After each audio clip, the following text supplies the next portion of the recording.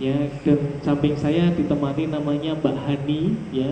Kita dari komunitas peduli lingkungan, komunitas peduli kesehatan dari Jawa Tengah. Langsung Bu dari Jawa Tengah. Kalau mbaknya ini tinggalnya di Kecamatan Tulung, Klaten. Kalau saya tinggalnya di Seloraya, Kartosuro. Cuman Bu, kita sedikit ngasih biografi. Kalau saya dapat istrinya orang Lampung, Pringsewu.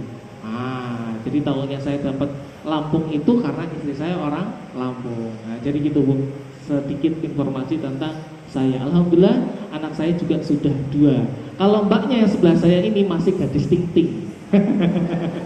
Masih gadis ting-ting. Nah ya Bu ya. Ya jadi seperti itu. Alhamdulillah Bu, kita bisa bersilaturahmi dengan jenengan. Ya. Saya mungkin kalau suruh ngapalin satu-satu nama ibu, besok ditanya udah lupa paling. Tapi nanti kalau biar gampang, oh itu yang mas tinggi hitam, ya.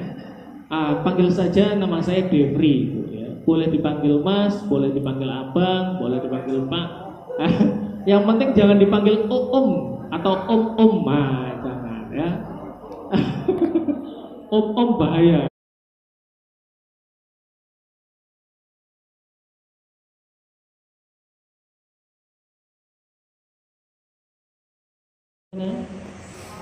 Ada tempe, telur, ya, ada tahu, ada daging ayam, ya, ada ikan, ya. Ini perlu kita seimbang, bahwasanya piring kita harus seimbang isinya. Agar apa? Agar nutrisi yang kita butuhkan dalam tubuh itu cukup. Nah, ini penting tuh yang perlu kita sampaikan nanti di masyarakat. Ya. Jadi seperti itu faktor makan dan minuman. Belum nanti faktor, mohon maaf ya, ada istilahnya kalau zaman sekarang ada namanya mager, malas gerak, atau kurang aktivitas olahraga. Jenengan tiap hari olahraga dah. Olahraganya di mana? Di kebun, di sawah. Kebun apa Bu? Kebun karet. Masuk. Sawah. Ayo sawah kiri apa bapaknya sing kerja?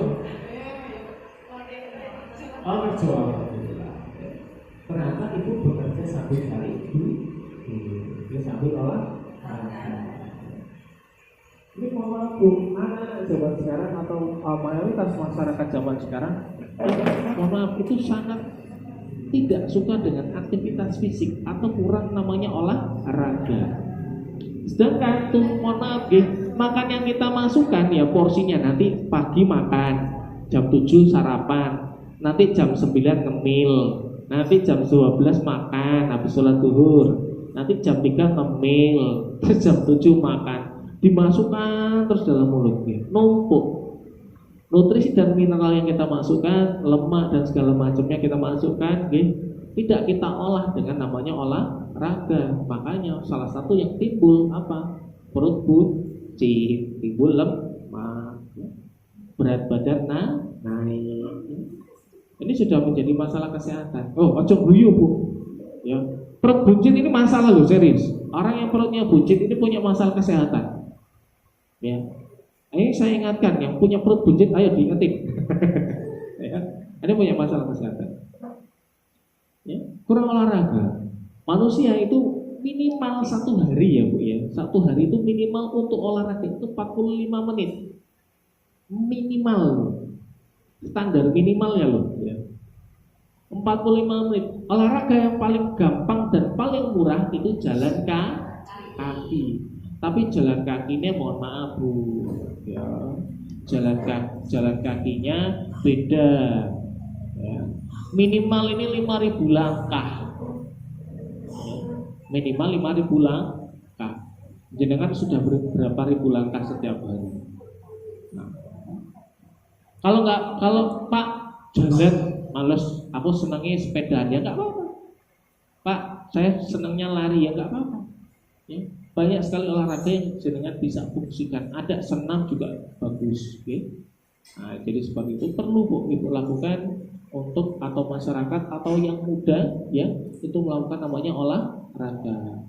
Di kegiatan posyandu ada toh senam seminggu sekali biasanya. Seminggu sekali atau seminggu 2 kali. Ada nggak? Ada ya Bu ya? Seminggu berapa kali Bu? Seminggu sekali. Di rumah senam lagi nggak Bu?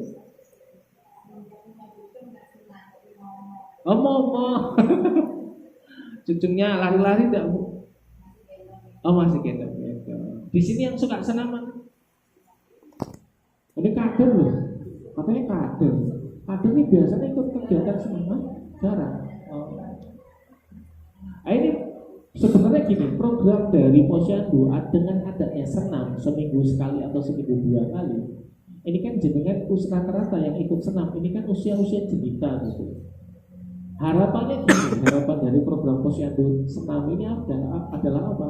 Ketika Anda sudah merasakan seminggu sekali senam, kok setelah senam badannya enak, itu dosisnya ditambahkan di rumah, ditambahkan 1 hari, jadi seminggu 2 kali senam. Kok 1 bulan kemudian kok enak ya, tambahkan lagi dosisnya jadi 3 kali. Kok enak, tambahkan 4 kali. Kok enak, terus jadi seminggu full setiap hari senam. Sebenarnya tujuannya apa? Biar itu membiasakan diri. Yang jelita ini tidak bisa langsung di-get tiba-tiba langsung seluruh setiap hari. Waktunya pun tidak harus lama, sebentar saja kok, 15 menit, tidak apa-apa. Itu bagus untuk kesehatan jenengan. Ya.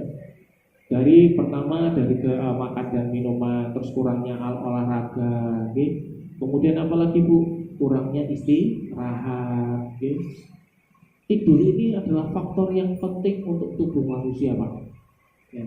Ini mungkin bapaknya suka begadang, saya ingatkan kembali. Ya. Manusia ini tidurnya normalnya ini 6 jam. Tidur normalnya manusia itu ketika malam.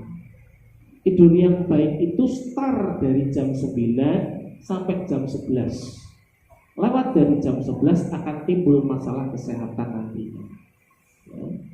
Dan ketika Pak berarti kalau tidur jam 8 nggak baik, ya boleh, nggak masalah. Ya. Yang penting tidak lewat dari jam 11 malam.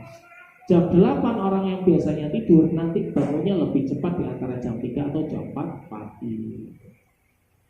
Istirahat sampai tidur ketika malam itu adalah ketika Anda memberikan waktu untuk tubuh jenengan itu bekerja.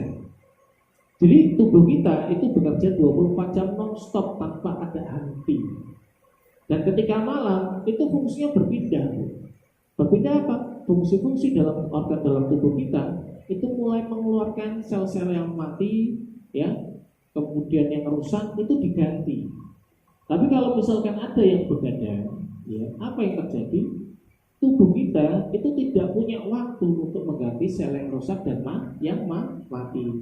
Yang efeknya apa? Nanti akan timbul penyakit. Ya.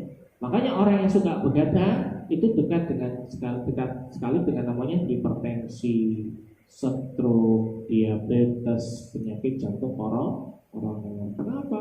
Karena sel-sel yang mati dan yang rusak tidak sempat untuk diganti. Makanya penting sekali untuk istirahat yang cukup. Ya, Pak, saya pegawainya betino melek, tiap hari harus ke pasar. Ya. Ada yang pekerjaannya security. Ya. Nggak mas.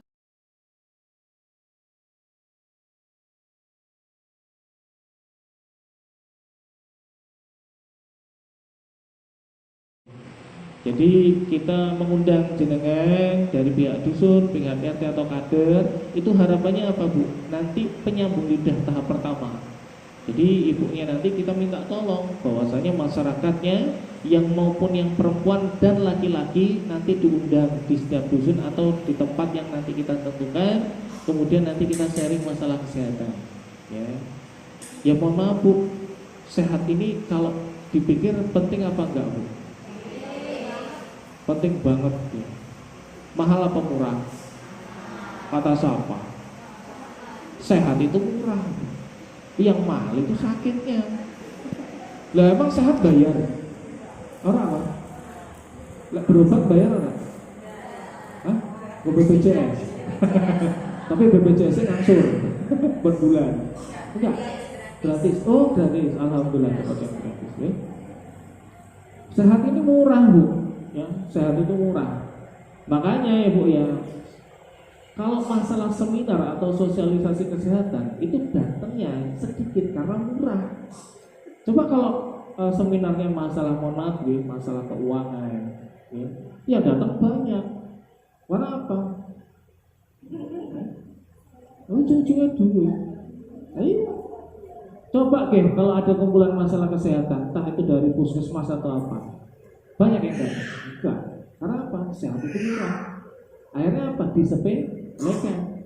Ngerasa pentingnya sehat kalau sudah ngerasain rata-rata yang sudah jelita jelang 50 tahun, 40, 30 sudah ngerasain pegel hidung, kebas,